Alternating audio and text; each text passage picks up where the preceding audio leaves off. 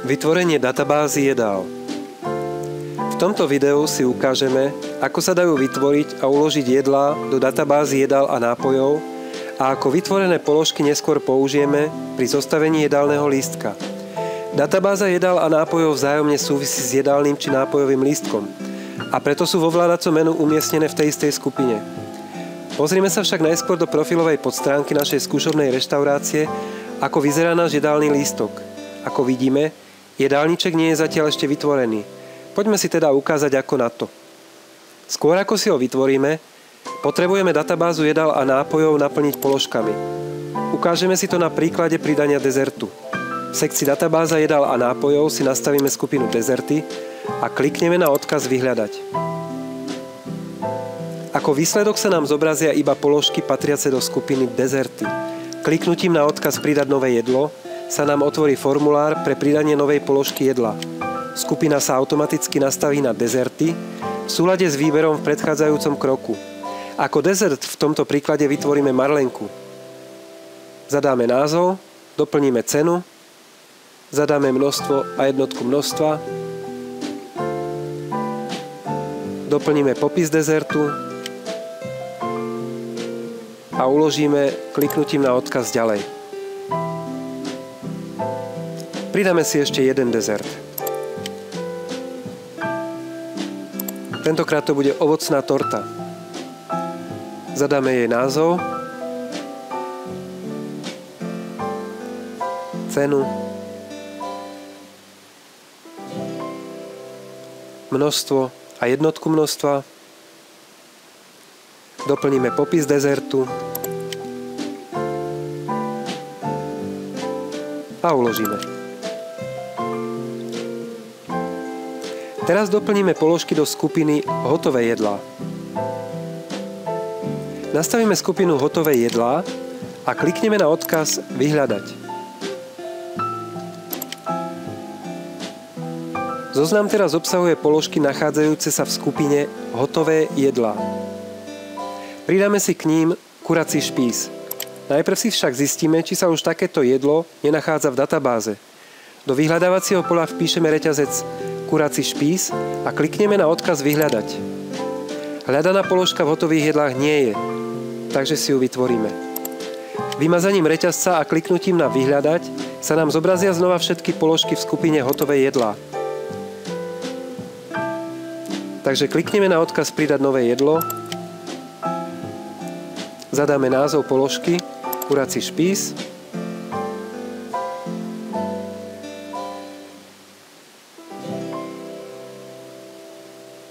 zadáme cenu, množstvo, jednotku množstva, doplníme popis a uložíme.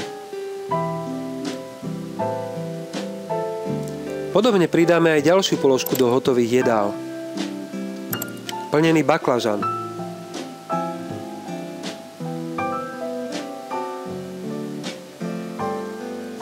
Postupne zadáme ostatné údaje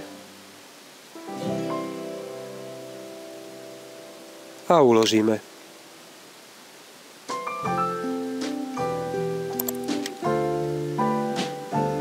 Teraz si pozrieme, aké jedlá už máme vytvorené v skupine jedlá na objednávku. V našom príklade máme iba dve položky, takže si pridáme ďalšie. Do vybranej skupiny si pridáme jedlo pečená kačka na modro.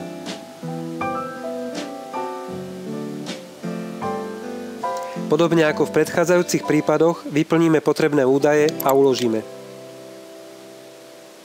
A ešte jedno jedlo, kurča na indický spôsob.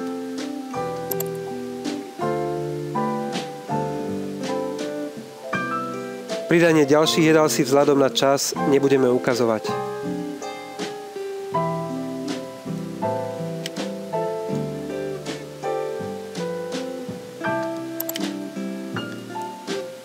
Všimnime si, keď vyberieme skupinu, v tomto prípade polievky, bez následného kliknutia na odkaz vyhľadať a pridáme nové jedlo,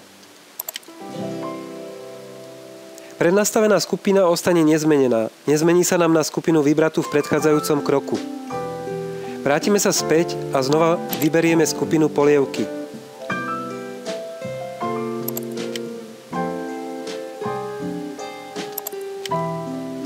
Tentokrát klikneme aj na odkaz Vyhľadať. Okrem toho, že sa nám zobrazia všetky položky zaradené do skupiny polievky, zostane rovnako prednastavená skupina aj po kliknutí na pridanie nového jedla, polievky. Toto nastavenie je užitočné, hlavne keď pridávame viacero položiek do tej istej skupiny. Takže dokončíme zadanie údajov o polievke. A uložíme.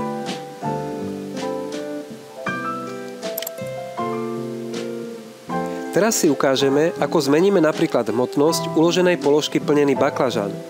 Ak nevieme, v ktorej skupine je zaradená, klikneme na odkaz Zobraziť všetko, aby sa nám zobrazili všetky uložené položky, nezávisle na skupinách, do ktorých sú zaradené. Do vyhľadávacieho poľa vpíšeme názov alebo časť názvu hľadanej položky a klikneme na odkaz Vyhľadať.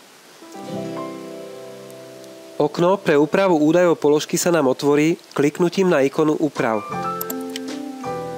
Vykonáme zamýšľanú zmenu hmotnosti jedla.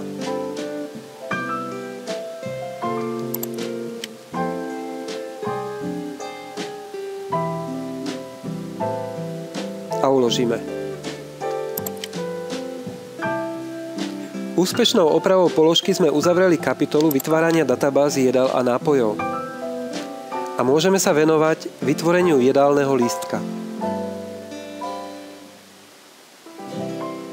V predchádzajúcej časti sme si vytvorili databázu jedál, ktorú teraz využijeme k zostaveniu jedálnička. Otvoríme sekciu Jedálny lístok, kde zatiaľ okrem stručného popisu, ako si ho vytvoriť, nemáme nič. Kliknutím na odkaz Vytvor novú zostavu jedálneho lístka otvoríme formulár pre vytvorenie prvej skupiny. Zostavy jedálneho lístka sú vlastne skupiny, do ktorých sú jednotlivé položky jedál zadelené, ako napríklad polievky, hotové jedlá, jedlá na objednávku, dezerty a podobne. Takže teraz si vytvoríme prvú skupinu polievky a uložíme si ju kliknutím na odkaz Ďalej. Prvú skupinu máme teda úspešne vytvorenú, i keď zatiaľ ešte prázdnu. Podobne si vytvoríme aj ostatné skupiny. Zadáme názov ďalšej zostavy, tak ako ho chceme mať na jedálničku, a uložíme. Ďalšia skupina, ktorú vytvoríme, bude jedlá na objednávku.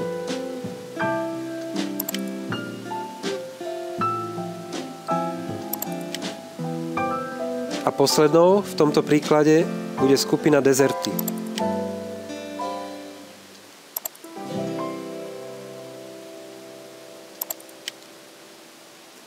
Samozrejme, počet skupín či ich názvy záležia od rozsahu vašej ponuky jedál a teda v skutočnosti ich môže byť viac alebo i menej. Zatiaľ naše zostavy neobsahujú žiadne jedlá a preto si ich teraz postupne naplníme. Klikneme na odkaz Pridať položku do zostavy prvej skupiny. Vyberieme zostavu Hotové jedlá a klikneme na odkaz Vyhľadať.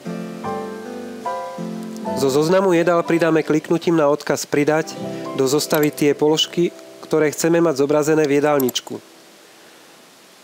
Položky pridané do zostavy sa zobrazujú hneď pod zoznamom položiek.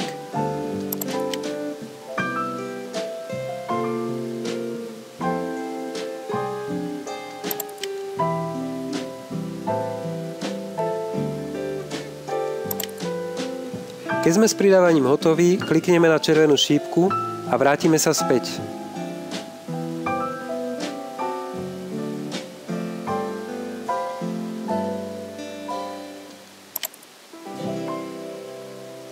Skupina Hotové jedlá teraz obsahuje 6 položiek. V ďalších krokoch naplníme aj ostatné zostavy. Teraz pridáme položky do skupiny jedlá na objednávku.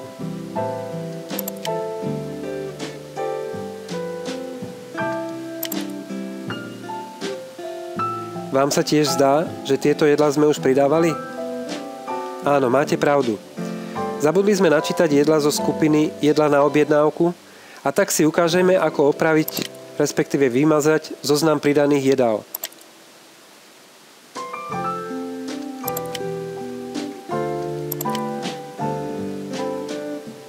Najskôr si zobrazíme položky, ktoré máme zaradené do skupiny jedlá na objednávku a až potom ich začneme pridávať do zostavy.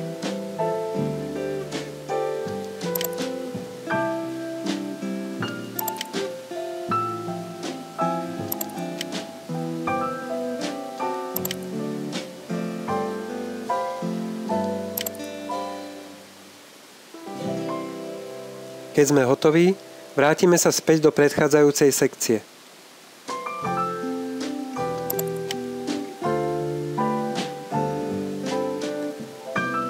Ostáva nám naplniť ešte dve zostavy.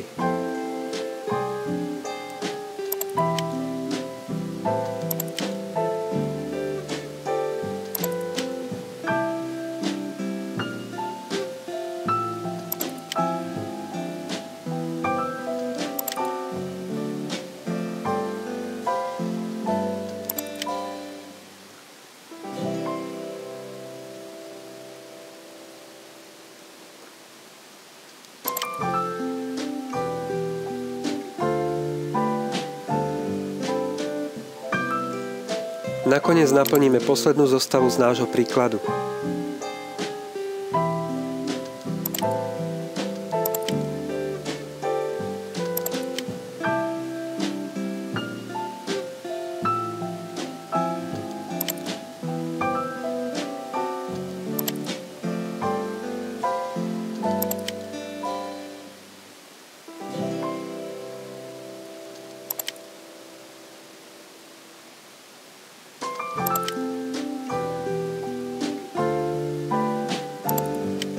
Keď sme hotoví, môžeme si vizuálne skontrolovať vytvorené zostavy. Vidíme, že každá zostava už má priradené položky.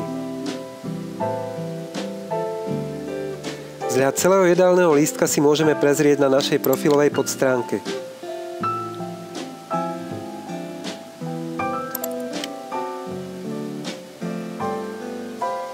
Jedálny lístok vyzerá byť v poriadku, no vidíme, že skupina polievky by sa mala správne nachádzať na začiatku jedálnička.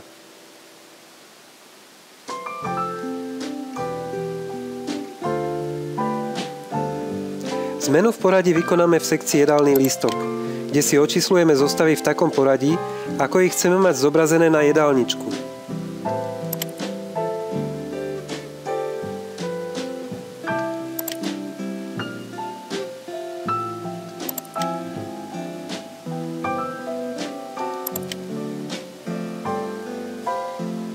Vykonané úpravy uložíme kliknutím na odkaz Ulož.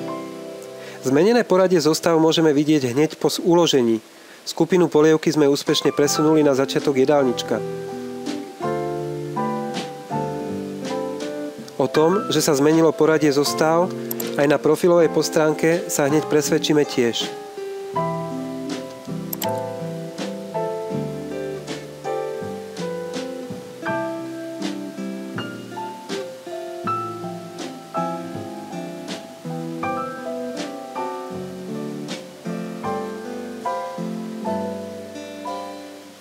V prípade potreby si môžeme jedálniček aj vytlačiť.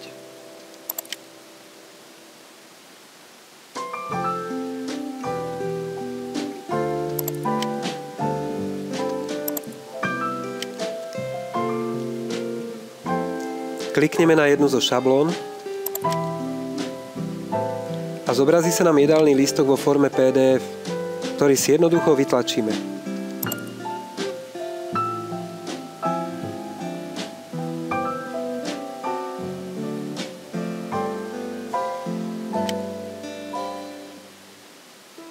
V prípade, že by ste potrebovali vzhľad jedálnička prispôsobiť, vieme vám ho na objednávku vytvoriť podľa vašej predstavy.